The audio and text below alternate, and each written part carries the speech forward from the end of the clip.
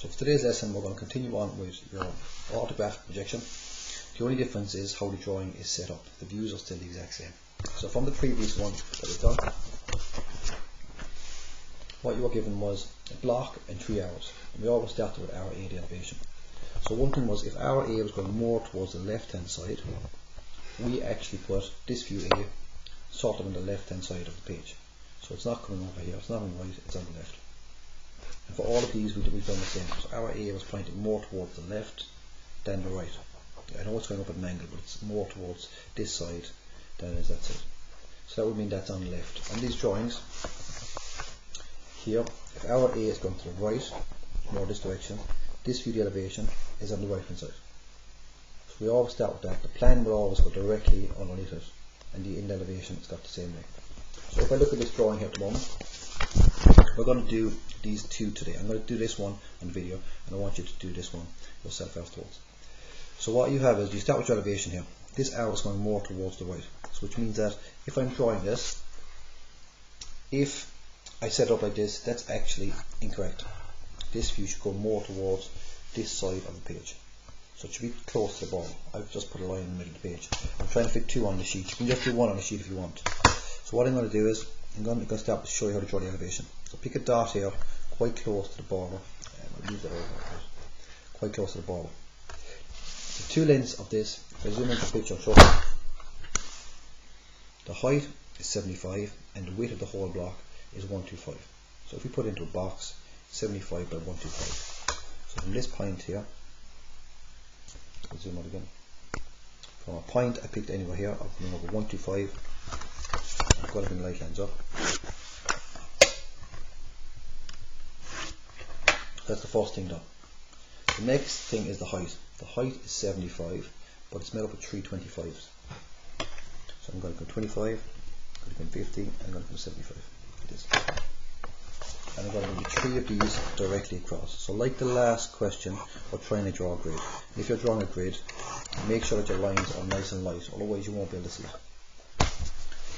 So the next, I have this 75 used, I have this 125 used, I have these 25 millimeters used. So the next measurements are on top. So it's 25, 50 and 25 and 25. So that's on the 125 line. Which means that it's 25 and 50. So 25, 75, 100. Try and add the measurements up like that rather than moving your set square. It's just more accurate. I know it's a bit horrible, but it's more accurate. So I'm setting up a grid. The elevation is going to look like this, or like the one on the other side, but it's just on the wrong side of the page. So I put in the horizontal lines to get up when I'm doing it. It's quicker to do. I mean, they're not going back and forward, it just sets go like this. And I put in the vertical line. The vertical line is a line coming up. I put them in like this.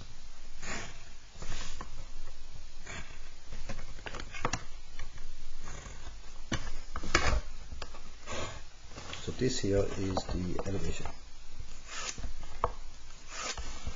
We write this in capital letters between 2 light lines which are 5 millimeters apart.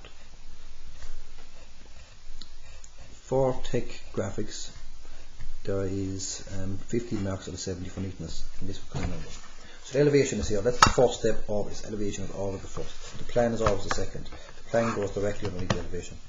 So we bring all these straight down. It doesn't matter how long they are because it's light lines. So we don't have to measure anything for this.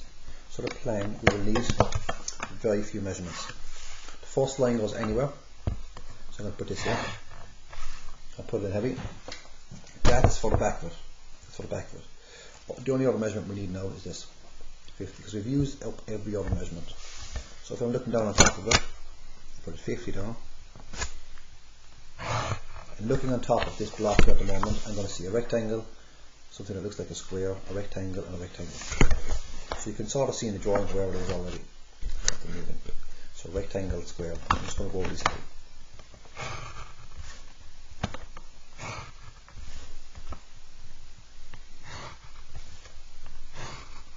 Flip this because it'll fall off like set square.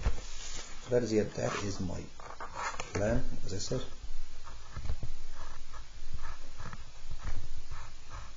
The next thing is, so plan is the second thing we do. First thing is the elevation. We project the lines on the plan. We draw the plan. The next thing is the line of 45 degrees. I put this in pen in the last couple of drawings, and this one I'm not going to. Okay, this one is just coming inside my page, just about. So I'll show you this. I'll actually put it in heavy so you can see what's happening. So this line is at 45 degrees put into the set square. These lines, I'll put it in green, draw over to it, like this. These are brought up. You can do this on the middle of the page if you want, if it's a bit hard for you to fit in. Where these green lines meet the red line, I bring it up, straight up. And the last thing I've got to do is I've got to bring the lines from me up, from here over, from the elevation over. So as I said, you shouldn't have to measure anything for this view, this end elevation as they call it.